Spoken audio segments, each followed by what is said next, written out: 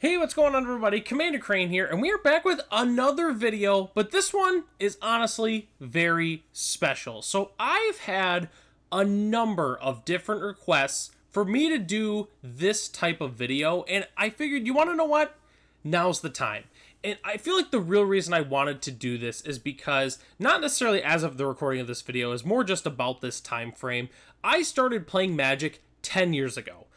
It pretty much started like end of July, early August of 2015. I was still in high school. That's when I started learning how to play Magic and really enjoying Magic, going to FNM, and then obviously eventually getting to the journey where we are at right now. And I thought it would be fun to kind of go over the list of my favorite cards. So I chose 25. I just figured, you want to know what? That's probably enough like cards to where like I wouldn't feel like I'm really leaving any out, and I don't think I really am leaving any out for the most part. There's a few cards that I do actively play that I don't have on the list, you know, like they're really close to being on the list, or like I don't have quite as much nostalgia for them. Like some of them are like strong cards or new cards that I play in current decks, but I just don't feel like they're quite there yet. I didn't really choose any, like, for lack of better terms, I didn't really choose any removal spells also. Like, I didn't choose, like, Lightning Bolt. Like, I've played a ton of Lightning Bolt, but I didn't put it on the list. Like, I really do like Lightning Bolt, but, like, I don't know. It's pretty much creatures. Like, I think it's actually, like, all creatures for the most part, with, like, a few exceptions, which will kind of make sense. Because after all, I do love to play aggro decks, and I like to play big creatures. So, like, you're going to expect a lot of dragons and dinosaurs and, like, big things on the list here. So, just expect that. But let's go ahead and hop into the requirements here. What made a card be able to be on this list? Well, three things. It has to be an awesome card. Duh. Fun to play. Obviously, according to me, again, I am the target audience. And preferably not blue, which is just kind of a joke. Like, let's see, I think I've only got one blue card on the list. Yeah, I've got one blue card on the list. And that's not to say I haven't played blue cards. Like, I have. It's just, like, not really a lot of them are my favorite. So I think there's only one black card on the list, too. So it's pretty much all white, mostly red and green. Like, obviously. Like, I love to play Gruul. Makes sense. But let's go and hop into the list here. Okay. So I kind of remember the list, like, but we'll just kind of go over. So, all right. Number 25, I have Brimaz, King of Areskos. This card, so I'm going to give a little bit of story with a lot of these too. So Brimaz, when I first read this card, I thought this card was broken. I'm like, wait, when I attack or block, I make a cat that's attacking and blocking? Like, what? Like, I remember trading for this. I traded a guy at my local card club in high school to get this, and then eventually picked up another one.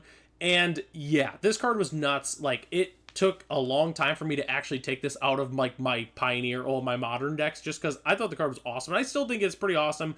So obviously I played it in Modern green white aggro. That was kind of the main place, but I also did play it in some cats in Pioneer and a little bit of Modern. It's honestly really fun.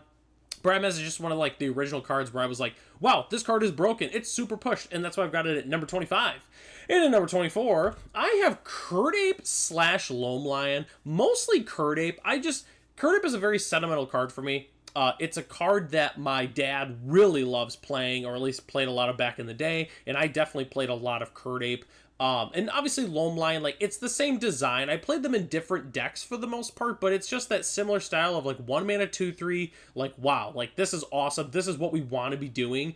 And yeah, I played it in both of them in a number of different decks. I feel like I've probably played them both the same amount. Like, I played a lot more Loam Lion, like, I guess recently, I guess we'll say that, but I feel like Kirdape is, I don't know, it's both really close. I really love both of these cards, and I wish they would bring them back to Pioneer. Jesus, I can't believe they haven't done it yet, and that's why I've got it at number 24.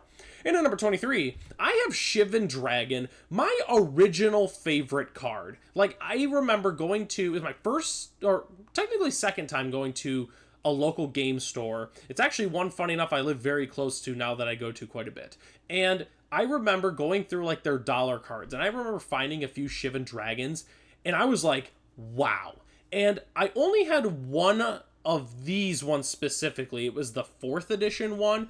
It was the only one that I had that had this artwork, and I thought it was such a cool artwork. It's a 5/5 flying dragon. Like, it was just sweet. You pump all this mana into it. I don't know. Like, Shivan Dragon was like my first like favorite card in Magic, and the card is just really sweet. The backstory with the Legacy Dragons thing, I'm gonna keep it as brief as I possibly can. Legacy Dragons, I dared the Legacy players that day that I would play it in Legacy, and I put one in my deck, and I actually won Friday Night Legacy Magic with it. Like, it was pretty much like Dragon Stompy for the most part. And yeah, I actually won FNM with it, which was pretty funny. So yeah, I've got Shivan Dragon at number 23.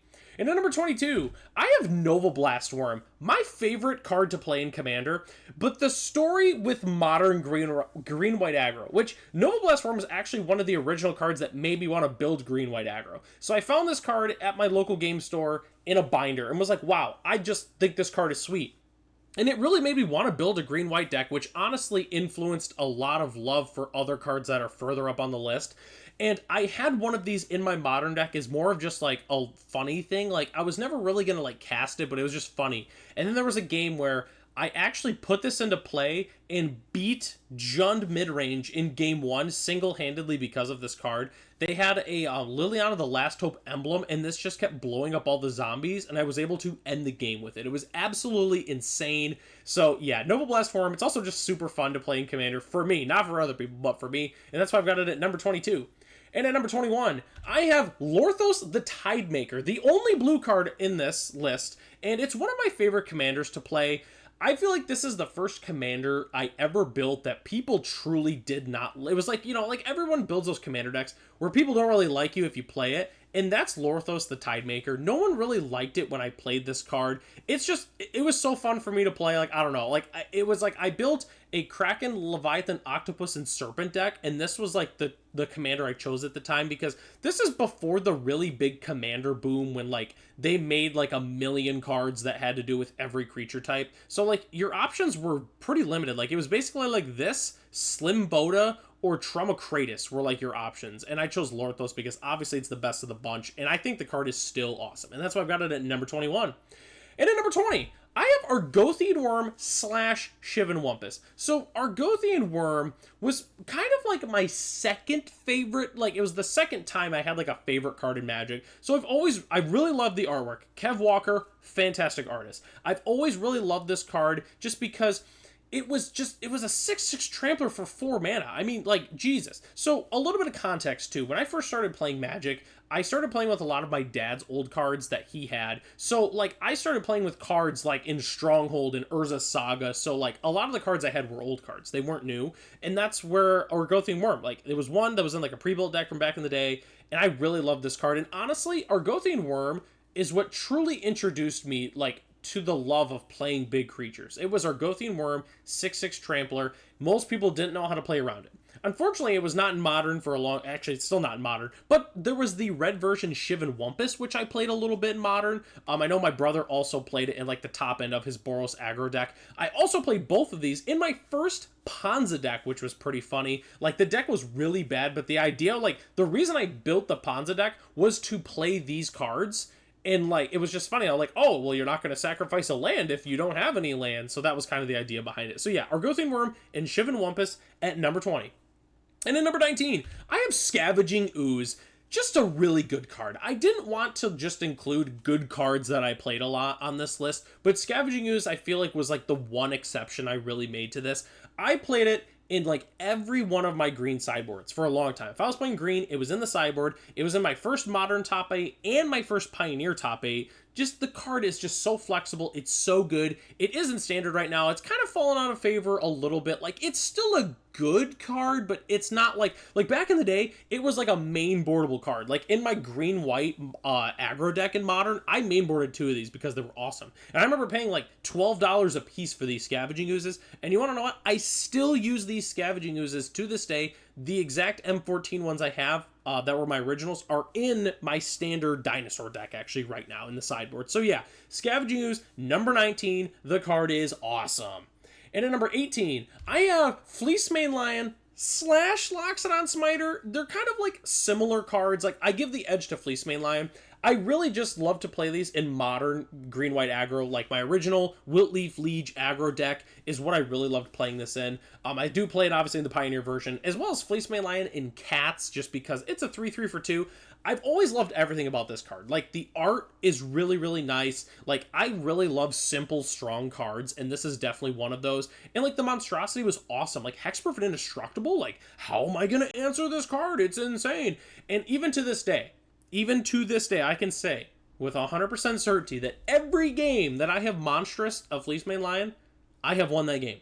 I have never lost a game that I did not resolve it being monstrous. So, yeah, Fleecemane Lion is awesome. I really love the card. So is Loxodon Spider, and that's why I've got it at number 18. And at number 17, I have Overwhelming Stampede. So this was one of the cards that also really introduced me to my love of playing like big creatures. So the first time I ever saw this card, it was hilarious because we bought the Commander 2014 Precon with Freyalise. And like we built a commander deck out of the cards we had, and then we bought a precon. So I played the precon, and I had to read this card like 5 times. Like, wait a second. Creatures you control gain trample and get +X/+X until end of turn, where X is the greatest power among creatures you control. So if a 6/6, my creatures get +6/+6 in trample. Like, I couldn't believe how strong this card actually was, like, in terms of, like, the cards that I played with back in the day. And I bought 4 of these, and I put them in my modern green ramp deck. So the miracle, the magical Christmas land was like, turn 3, you play like a Terra Stomper or something, and then turn 4, you like give your creatures +8/+8 and trample. Like, that was like magical Christmas land, which didn't really happen very often. But yeah, Overwhelming Stampede is awesome. I wish they would put the card into Pioneer. I would definitely play it, or at least give it a shot in Pioneer. The card's awesome, and that's why I've got it at number 17. And at number 16, I have Monvolee Acid Moss and kind of Primal Command, but mostly Monvolee Acid Moss. So here's the quick story with this. There's going to be other cards that come up in this story, but with Ponza, I used to play a lot of red-green Ponza, which for those who don't know, it's basically a red-green mid-range deck that interrupts your opponent's land base, so that way you can get a Blood Moon in play, destroy their lands, and, play a big creature or two and end the game. That's what you're trying to do. And with Monvolee Acid Moss, it was really what helped me be able to get to those big creatures, because it disrupts my opponent's game plan, helps me ramp into my big creatures, which we're definitely going to talk about some of those creatures later. And yeah, it was also great with Tireless Tracker, which is definitely a card I could have put on this list that I did not, spoiler alert, but I really love Monvolee Acid Moss. I also played a 1-of Primal Command in a lot of those decks too. Somewhat similar function, like obviously a little bit different utility. But yeah, Monvolee Acid Moss is awesome. Like, it was in my first modern top 8 deck. I played 3 copies of Monvolee Acid Moss in there. And yeah, this card's awesome. I still have my original one signed by Randy Gallegos, which is awesome. And yeah, that's why I've got it at number 16. And at number 15, I have Rotting Regisaur, the only black card on the list, funny enough. Like, simply put, this is just a big black beating creature. It's a 7/6 for 3 mana. What's not to love about it? It was in my Golgari Standard Stompy list, as well as my Pioneer Stompy list. It was obviously great with Steel Leaf Champion, which, spoiler alert, is on the list. And it was just great. You give this thing trample, you're going to end the game really quick. I played it in Standard Dinosaurs, the Standard Jund Dinosaur deck. That was really awesome. It was sweet in that deck. It was also in my first Pioneer top 8 list, again, with the Steel Leaf Stompy build, which is really great. And we have some other cards that are also in this top list here that were also in that deck. So yeah, Rotting Regisaur, number 15 card is very, very awesome. All right, 14, I have Llanowar Elves, which also kind of includes Elvish Mystic and Arbor Elf. So obviously I love playing big creatures in Magic, and the Elves have let me do that for quite some time. Whether or not it be Llanowar Elves, Elvish Mystic, or Arbor Elf kind of depends on the format. Like, decks, I played them in all of them. I've played all these cards like a ridiculous amount. Obviously, in my first top 8 was Llanowar Elves in Standard. That was my very first one I ever had. First Pioneer top 8 was Llanowar Elves and Elvish Mystic. First Modern top 8, obviously, was Arbor Elf. And then first FNM win was Llanowar Elves and Elvish Mystic. I played all these Elves so much. Probably, like, one of my most played cards, like, just in general, like, in the entire history of I played Magic. Like, if I had to guess, I would probably say it's Llanowar Elf, just because, like, I played it in, like, my first green deck. I played it in Legacy. I played it in Modern. I played it in Standard, obviously, a bunch. So yeah, I would probably say Llanowar Elves is the most played card that I've ever played. It's like my favorite. It's like one of my favorite cards, but more just so like I've played it so much and it helps me do what I really like doing in Magic. But you want to know what? Sometimes they get really frisky and they're great. I really love the elves, and that's why I've got them at number 14. And at number 13, I have Kessig Wolfron / Stirring Wildwood. I know I have a lot of like kind of extras, but I like to group them together. So Kessig Wolfron was really like one of the first cards where I realized like having utility lands is such a powerful thing in Magic. Because back in the day, it was like, okay, I'll just play some dual lands and some basics. But then you get to play all these really, really good utility lands that can really help you win the game. Stirring Wildwood, I would say, was kind of the first one over Kessig Wolfrun, but Wolfrun is definitely the one I've played the most out of the two. If Stirring Wildwood was in Pioneer, I would play it like a crazy amount. I really do love the card. Like a 3/4 green-white, it's reach, like it's just awesome. I played it in 4 in my green-white aggro deck back in the day, and then Kessig Wolfrun obviously played a ton in Gruul Ponza, is just like a one-of that was always really nice to play. Being able to give like some big creatures trample that maybe even kind of swing the game a little bit is always been really, really nice. So yeah, that's why I've got Kessig Wolfrun and Stirring Wildwood at number 13.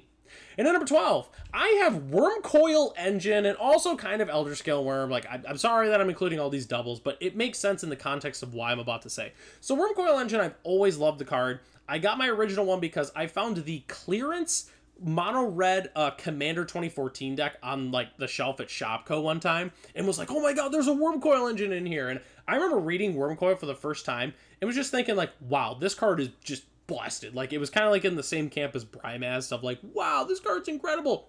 And what's really funny is like Wurmcoil Engine, I played it in Gruul Ponza. Like, I was one of the first people to like actually play it in Ponza and do pretty well with it. Modern Worms, I built a Modern Worms deck and like went to F&M and like got second place one time, which was pretty funny, and it played both of these.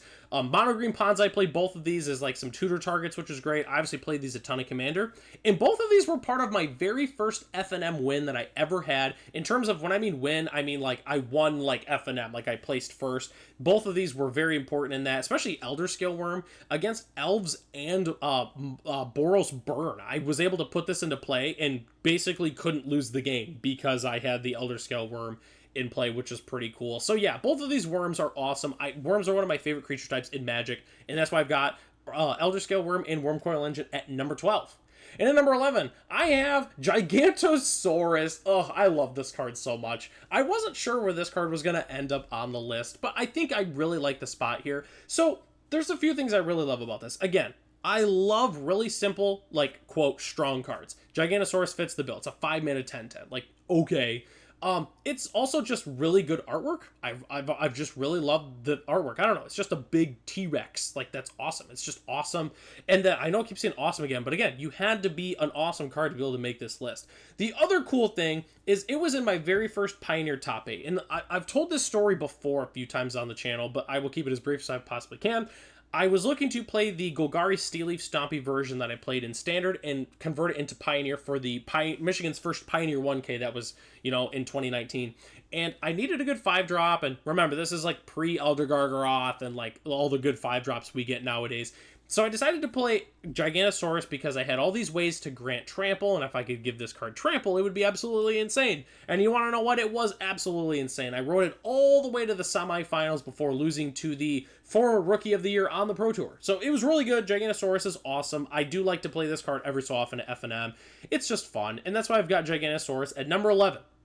Okay, now we're getting into top 10 territory here. So there's going to be some fantastic cards that I actively play a lot or used to play quite a bit. So number 10, I have Regisaur Alpha, just a staple of my dinosaur deck for so long. You just get so much value from the card just in general. I remember I didn't play dinosaurs for quite some time when they first came out, just because like everybody was looking to build like standard decks with it. Everyone wanted to play Commander. So like Regisaur Alpha was like a $10 card for so long. So like I didn't build dinosaurs for quite some time. I actually didn't really build dinosaurs until like M20 came out with like Riding Regisaur and Shifting Ceratops and all those dinosaurs.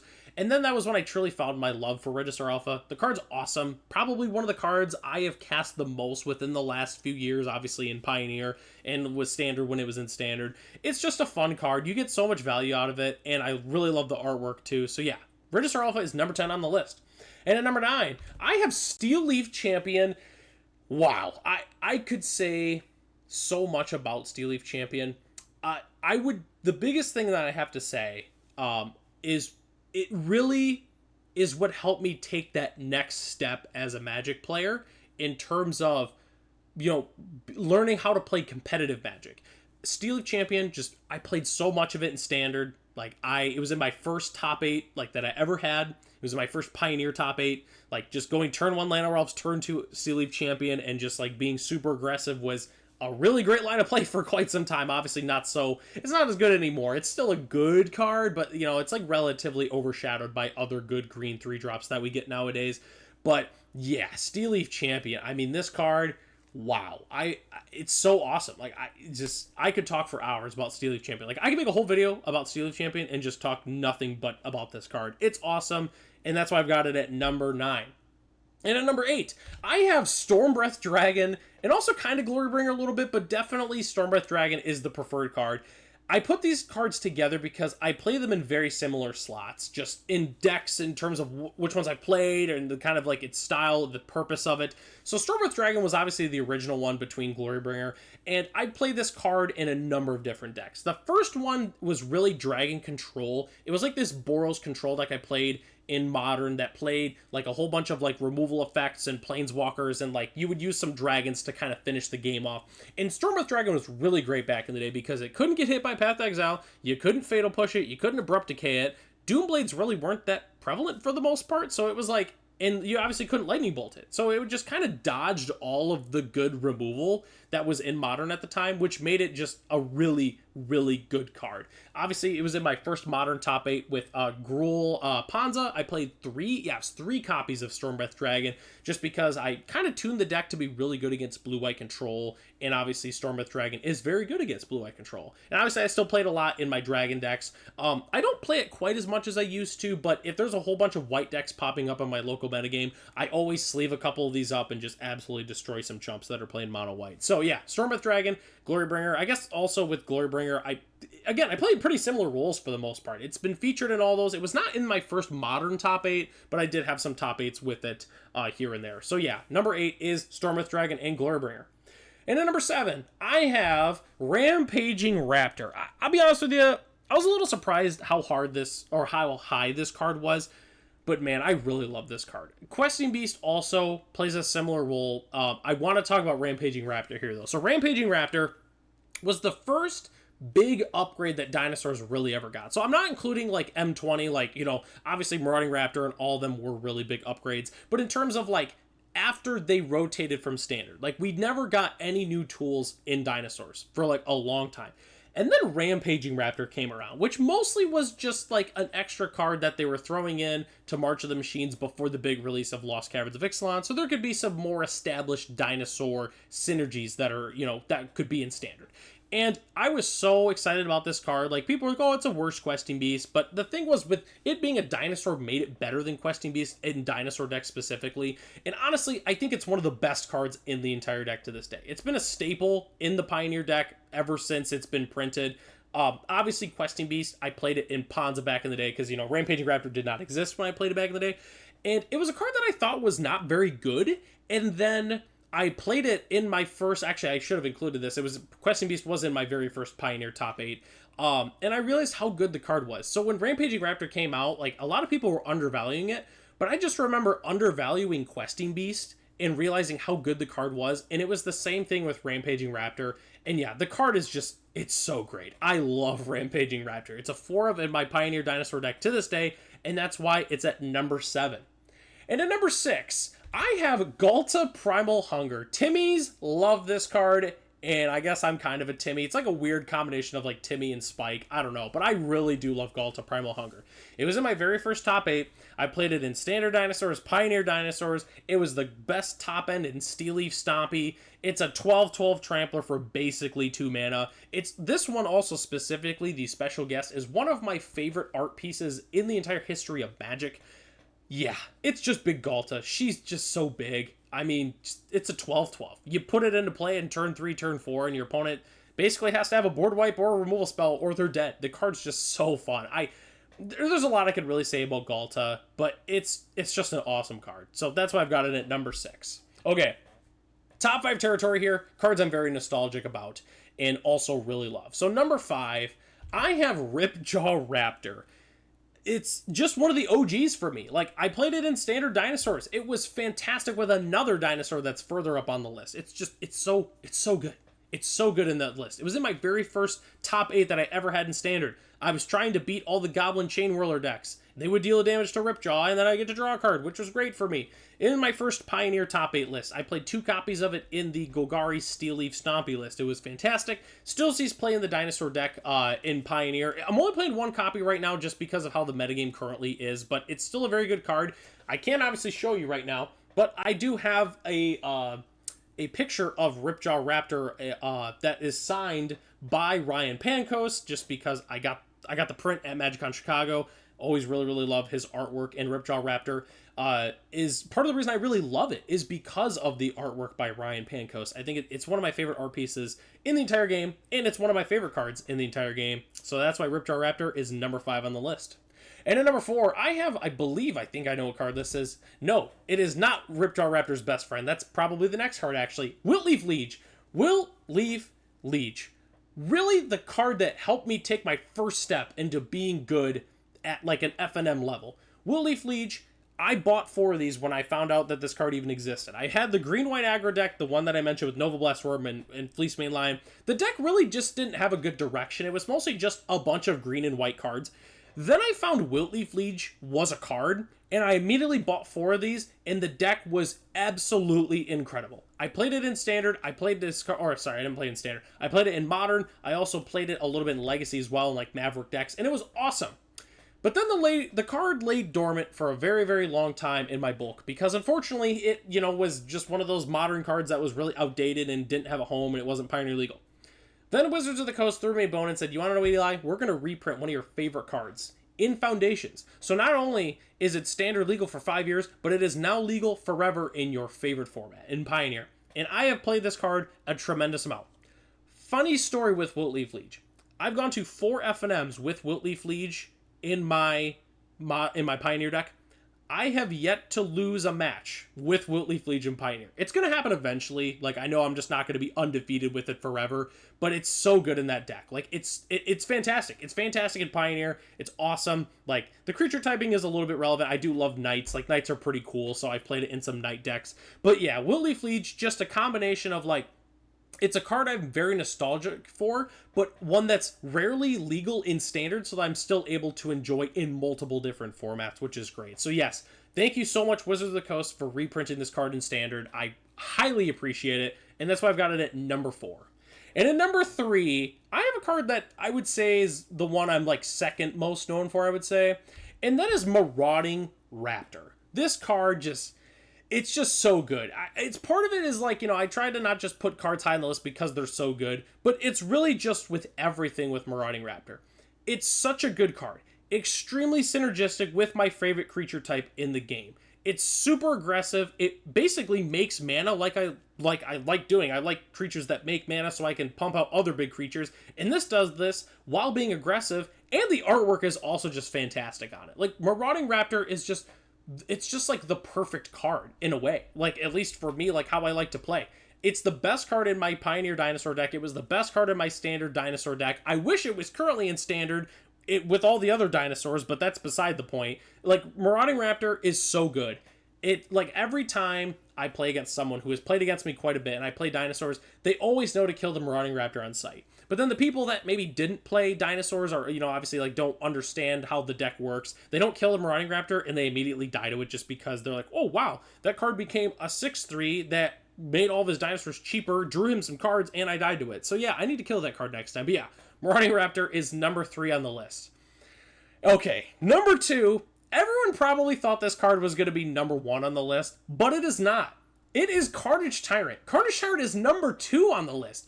So obviously people say, well, why is it not number 1? You're writing it in, like, that's your profile picture for YouTube. Why is it not on there? So with Carnage Tyrant, it's really the card that I became known for in a way, just because I started playing this when it first came out in Ixalan, and really haven't stopped playing it since, for the most part. I guess recently I really haven't. So with Carnage Tyrant, it was in my very first top 8 in Standard Steel Leaf Stompy. I played 1 in the main board, that was it, because I only had 1 at the time, and at the time it was like a $20-$25 card. Like, it definitely was not cheap, so I only had 1 copy. So when I started playing Modern, and I playing Panza specifically, I was looking at big creatures I wanted to play, and I really loved playing Carnage Tyrant. I started growing a love for dinosaurs, although this creature type support really wasn't there quite yet, but I really loved Carnage Tyrant. The fact that it couldn't be countered, had trample and hexproof, was just so hard to be able to take out. It was just so big, it was always the biggest creature, obviously in play. Opponents couldn't remove it, so it just kind of won the game by itself. So I really loved playing Carnage Tyrant, picked up a few copies of it, and then obviously got there in my first Modern top 8, playing 3 copies in the main board, and it was so incredible. And then in my first Pioneer top 8, I played 1 in the Wish board with Vivian Arcbow Ranger, just, you know, depending on what the matchup was looking like or that particular game, I could grab it out of the Wish board, which was great. And for quite some time, Carnage Tyrant was featured in every single one of my top 8 lists across every single format. I did end up I broke the streak a few years ago when I top 8'd at SCGCon Columbus with dinosaurs. I wasn't playing it in my sideboard at the time, which a lot of people were not happy about that I didn't play it, but I took it out just because it wasn't super great at the metagame at the time. But yeah, Carnage Tyrant, I love everything about this card. The artwork, its simplicity, its creature type, everything. I have a signed copy by the artist. I have a misprinted copy. I collect a million different Carnage Tyrants. I've got promo stamp ones. I've got a pre-release one. I've got every version of Carnage Tyrant. I have the special guest one that's out. I think the only one I don't have is like the Kev Walker like Secret Lair one, but it's mostly because I love this artwork. I love this artwork of Carnage Tyrant. It's one of my favorite cards in Magic. I don't play it as much as I used to just because, I don't know, I've just kind of pivoted into going a slightly more aggro instead of really going more rampy monster part of it. But yeah, Carnage Tyrant is number 2. And number 1, the number 1 card that I love the most, if you're a frequent viewer of this channel, you probably have an idea of what this card is. So this card was my favorite card really up until kind of Carnage Tyrant, but I would say that this card, I already almost spoiled it. I would say this card like truly is my number 1 card. It's been a card that has so much backstory, a lot of history, a lot of success with this card, and it is Thundermaw Hellkite. I love Thundermaw Hellkite. Okay, so it was in my original Dragon control deck. Not technically the first iteration. The first iteration just had Stormbreath Dragon because I was able to find those. So Thundermaw Hellkite, I was not able to order cards online because, you know, I was in high school and I didn't have like a, you know, credit card or, you know, debit card to be able to order cards online. And no one had Thundermaws because it had not been reprinted at this time. So no one had any Thundermaw Hellkites. So I eventually had to convince a friend of mine to order me some, and I would pay him back in cash. He got me 4 of them, and I've been playing this card ever since. In Dragon Control, it was fantastic. In my very first PPTQ I played 4 copies in the main board, and it was really, really great. I killed a lot of Vault Scourges, and I killed a lot of like spirits and stuff for quite some time with this card. So with Panza, I didn't play it just because Stormbreath Dragon was largely the better card to play because of the protection from white, just because Path to Exile was so common at that time. But in my I guess not my last modern top 8, but when Hogak and Faithless Looting were banned, I decided to play, you know, I obviously played Panza nothing but that at the time, but I decided to put one in my list, just as like, alright, a 1-of, I've got room for one more, like, 5-drop, let's go ahead and put Thundermaw Hellkite in the deck. And you want to know what? We made top 8 with it, which Thundermaw Hellkite hadn't seen a top 8 probably in a modern deck in, like, forever. It had been so long. And then actually, good friend of the channel, Ray, who does the podcast with me as well, also took the deck like the next weekend and top 8'd with it as well. So Thundermaw Hellkite is fantastic. I've got it framed in my office here just because the history behind the card. I also had the pleasure of meeting Svetlin Velenov at MagicCon Chicago, and he signed my original one that I played in the Panza deck, as well as my playset of original foils. So, and Svetlin has a lot of history with this card. I'm not going to go super into detail, but basically he said that this is one of his favorite art pieces, and he wasn't even originally the one that was supposed to commission this art piece. It was then given to him because the original artist really just couldn't come up with a good design for it. So, Svetlin Velenov designed my favorite art piece in the game in one day. He did it in one day. And I believe it was Zach Hill was the one that actually designed this card. They were looking for a standard playable dragon that kind of was also flavorful with the Thunderclap, with the 1 damage and that kind of thing. Also, tapping the 1 damage is also really funny because you take out the Lingering Souls tokens, but also my wife hates it because she loves Baneslayer Angel, and she to this day says, no, Baneslayer shouldn't be tapped because it wasn't dealt the 1 damage. Nope, Thundermaw Hellkite still taps Baneslayer Angel. The only downside to Thunderbolt Hellkite is they have not yet put it into Pioneer, which is very frustrating. It is actually the old, it's like M13 is the newest set that is not in Pioneer. So like it's literally like Return to Ravnica, and then M13 was right before Return to Ravnica. So that it's just barely not in Pioneer, and I really hope they do reprint this card someday. I know I was hoping for it to come in Foundations, but unfortunately it was not. So yeah, Thunderbolt Hellkite is my favorite card in Magic. I've always loved playing this card. Very nostalgic. I've had success with competitive Magic with this card. And yeah, it's so great. And honestly, all 25 of these cards really they made me the Magic player that I am today. You know, whether the format I played in, if it was like kind of kitchen table-y, if it was an F&M, if it was a competitive events, all these cards has what made me the Magic player I am today, which is so great. And I guess let me know what your thoughts are of my list in the comment section. I know it's very biased, so you're probably going to disagree with a lot of these cards, but you know, if you do like some of these cards, let me know, like, in the comment section below if you played these cards a bunch, if you've got some history to them. I'd love to hear your opinions about that in the comment section.